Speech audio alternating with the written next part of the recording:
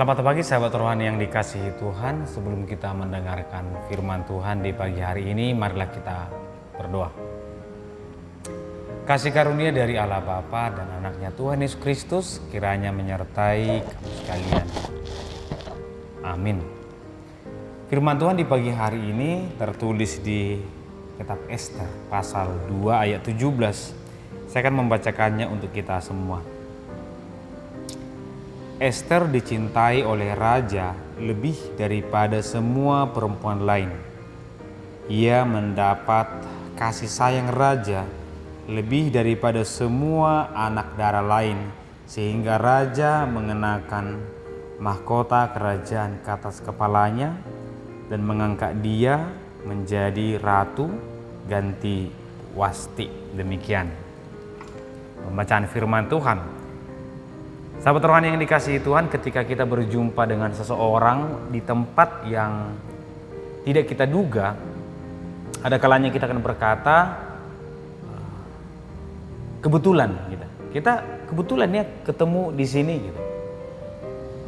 Kebetulan, istilah kebetulan ini tanpa terencana atau tanpa dipikirkan, dan ada kalanya dari yang kebetulan itu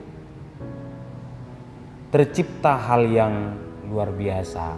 Misalnya ada laki-laki dan perempuan kebetulan berjumpa di satu arisan. Ternyata mereka justru menjadi pasangan suami istri. Seseorang berjumpa dengan rekannya, katanya kebetulan, tapi justru dari rekannya tersebut dia malah dapat pekerjaan. Dan masih banyak hal yang lain. Tapi muncul pertanyaan, benarkah itu kebetulan? Atau justru ada yang bekerja di balik semua itu, yang merencanakan, yang merancang, mempertemukan dan memuluskan semuanya. Sehingga saya mengajak kita merenungkan firman ini dengan judulnya, itulah mengapa Tuhan menempatkanku di situ. Sebenarnya tidak ada yang kebetulan. Semua Tuhan rancang dengan baik, sehingga ketika manusia mengikuti rancangan Tuhan, maka semua akan berakhir dengan indah. Sahabat rohani yang dikasihi Tuhan, di pagi hari ini kita merenungkan tentang jati diri orang Kristen. Orang Kristen digambarkan dengan karakter. Karakter orang Kristen digambarkan dengan dunia yang berbeda. Kalau Paulus mengatakan jangan pernah serupa dengan dunia ini. Karena dunia dan anak-anak Tuhan itu pasti tidak akan pernah ketemu, tidak boleh disamakan. Tetapi bukan berarti kita harus meninggalkan dunia dengan begitu cepat. Kita tinggal di dunia ini, tetapi kita harus memiliki karakter yang berbeda. Disitulah kita akan terlihat sebagai orang yang benar. Nah, dan orang benar pun atau orang jujur, orang yang ikhlas dan setia, dia akan tetap melakukan karakternya ketika dia berada di tempat yang tidak mendukung, berada di tempat yang tidak sesuai dengan kehendaknya. Orang benar tidak akan pernah mau mengubah prinsipnya. Itulah yang dikehendaki oleh firman Tuhan. Jadi ketika kita gagal, maka kita jangan pernah menyalahkan dunia, jangan pernah menyalahkan yang lain. Ketika Adam gagal, dia menyalahkan Hawa. Ketika Hawa gagal, dia menyalahkan ular. Ketika ular dihukum, dia tidak menyalahkan siapapun. Atau mungkin bisa jadi dia akan berkata, Tuhan, mengapa Tuhan ciptakan pohon itu? Tidak. Manusia tidak sepatutnya lagi menyalahkan siapapun ketika dia gagal. Justru karena dia tidak mampu, tidak siap, tidak kuat untuk bertahan, maka dia gagal. Bahkan ketika kita jatuh dalam dosa, jangan pernah menyalahkan iblis. Itulah karena iblis mempengaruhi saya, maka saya jatuh. Tidak, kita yang salah. Mengapa kita bisa dipengaruhi? Nah, pada masa pembuangan, orang-orang Yahudi ditempatkan di tempat yang berbeda. Tidak seperti penindasan pada umumnya, hanya saja mereka ditempatkan di Babel. Di sana orang hidup dengan bebas, tetapi mereka tetap rindu ingin ke Yerusalem. Tapi kita pasti bisa paham perasaan mereka. Hidup di tempat yang bukan tempat kelahiranku, itu pasti perasaannya berbeda.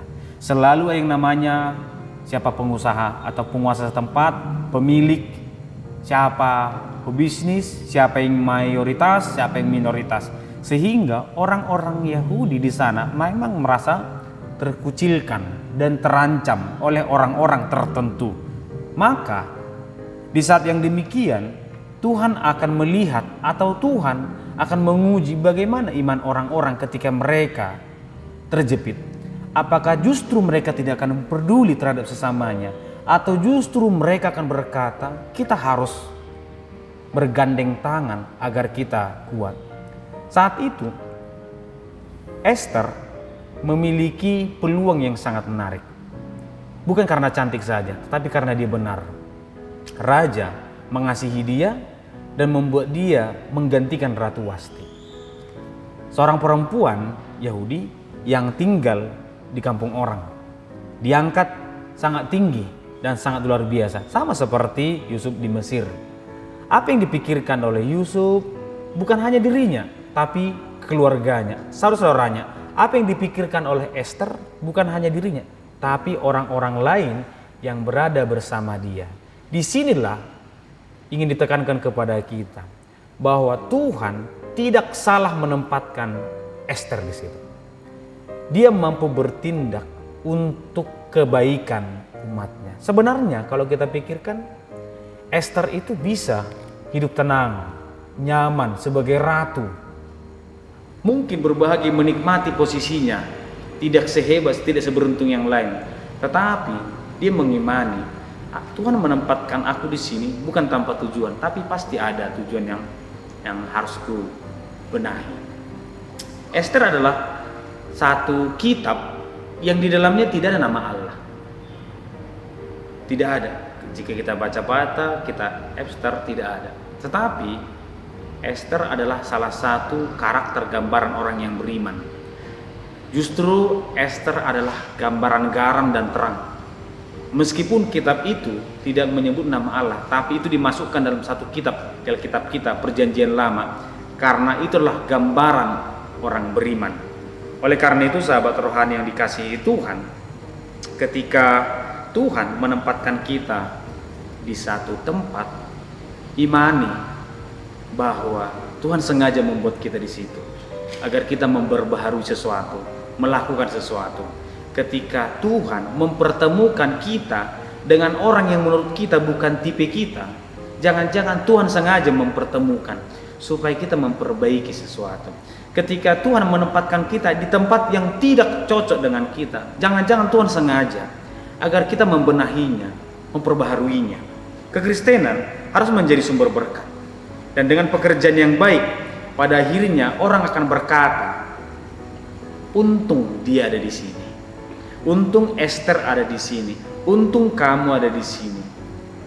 Untung Tuhan menempatkanmu di sini. Kita bisa bayangkan ya, Esther itu bisa hidup tenang, tapi dia tidak nyaman dengan keadaan itu. Hatinya atau Tuhan menjamah dia sehingga dia selalu berkata, apa yang harus kulakukan Tuhan? Mungkin kita juga akan mengalami hal yang sama kalau kita sedang berjuang melakukan hal yang baik. Tetapi mari kita juga percaya bahwa Tuhan juga akan selalu menolong orang yang mau bekerja untuk Tuhan. Mana tahu kita berada di tempat yang mungkin tidak sesuai dengan kehendak kita, atau tempat yang membuat kita sangat nyaman. Jangan terlalu terlena karena kenyamanan itu, tapi bertanyalah kepada Tuhan. Tuhan, terima kasih atas berkat-Mu, tapi apa yang harus kulakukan Tuhan sehingga Engkau menempatkan aku di sini? Tuhan, terima kasih untuk kesehatan dan rezeki yang baik. Apa yang Tuhan mau aku lakukan? Sehingga dengan demikian garam dan terang akan terbukti melalui diri kita. Tuhan memberkati kita. Kita berdoa. Terima kasih Tuhan, kami bersyukur untuk hari ini, untuk firman yang kami dengarkan di pagi hari ini. Biarlah kiranya firman itu semakin membekali kami dan menyadarkan kami bahwa kami adalah garam dan terang yang harus memancarkan kebaikan kepada sesama kami. Berkati dan mampukan kami Tuhan agar kami tetap setia sebagai garam dan terang. Dalam Kristus Yesus kami berdoa. Amin.